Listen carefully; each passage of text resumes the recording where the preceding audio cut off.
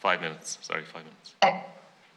Yeah, Gurmagad Cahirlock, and for the benefits of the committee, I am here at Leinster House. Unfortunately, I can't be in the committee room, but I want to thank everybody who has attended the committee today. I want to especially thank the homeowners for giving up your time today to share with us your experience, but I suppose for all the work that you're doing every other day as well. And your testimonies are incredibly passionate and incredibly compelling. I suppose for all of us, you know, buying our home and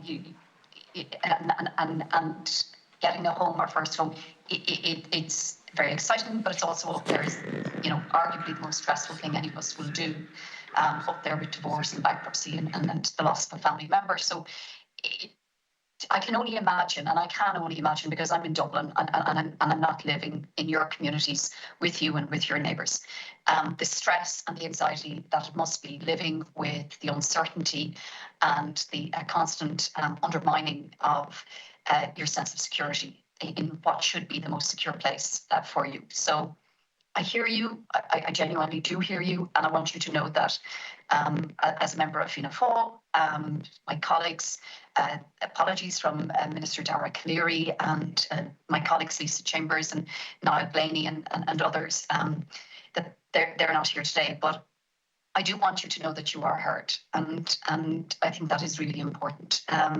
We have this session this morning with yourselves, and then we have a session later this afternoon with the department and others and the CCMA, the local authorities. And the points that you've raised, I suppose I want you to know that we are raising on your behalf. And each of you, and I'm not going to go through each of your testimonies, and I appreciate the time was short and the chair was doing what he needs to do to keep the contributions equal. But each of you were very stark and critical. You talked about civil rights, you talked about this being, you described it essentially as a humanitarian crisis, as you are experiencing it. So I guess my first question to you is, and you've all been at this for quite a long time, and it's, you know, going back almost 20 years from when it was first detected, but I suppose this revised scheme has been at least 2 years in the making, and it is an enormous amount of public funds that are being allocated. And the criticisms that you've made are very stark. And I suppose just before we get into our next session later on, I'd like to hear from the three of you. Are you so critical that you think that where the scheme has got to now, it should be entirely scrapped? Or do you think that there is scope within this scheme to actually meet your needs and those of your community? So if we could start with maybe Martina. There's two Martinas, and then Lisa. I would really like to hear from the three of you. Thanks, and for that, I don't think we've 2 minutes, and I don't think really we're going to get three contributions. So if somebody wants to take that on behalf of the homeowners, do that. Yeah, I can say to Ms. Fitzpatrick that already we've been going through it for 3 years. In our last meeting with homeowners, there was testimony of one homeowner having a stroke. I know of heart attack. There was testimony afterwards of potentially 4 suicides. You know, so this is real. It's huge, and it's not been. It's this idea of counting the cost of bricks and mortar materials. It's the human impact. It's going to have massive, massive long term. And if we're looking at a 40-year trajectory as well for the remediation of all these homes, adding to and making it so complex, it's just putting oil on the fire. But do you think, Martina, I suppose my question is quite specifically, do you think it should be like that the iterations that have been made and the amendments that have been made, that it actually should be scrapped, that we need to go back to the start again with this whole thing?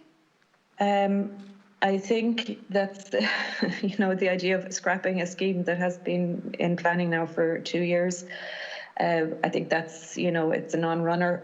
I think, however, we have put in March, I put in 17 pages of responses. There were over 300 submissions to the draft regulations. None of them were taken on board, and that was from a huge stakeholder survey, and it was a very lengthy process. It delayed us in Clare another year from the point of ratification to actually admission. So, you know, it's about time that the government started listening to the work we've already put in and actually listening and acting upon these things that we're saying and that we're seeing here again today. You know, you cannot just throw the whole thing out, but you can change it. And in autumn, I understanding is the Minister could make decisions coming in autumn, for example, looking at the cap, or installing straight away for County Clare facilitator, giving us an estimate, an annual estimate on what are the amount of houses that are going to be covered and remediated.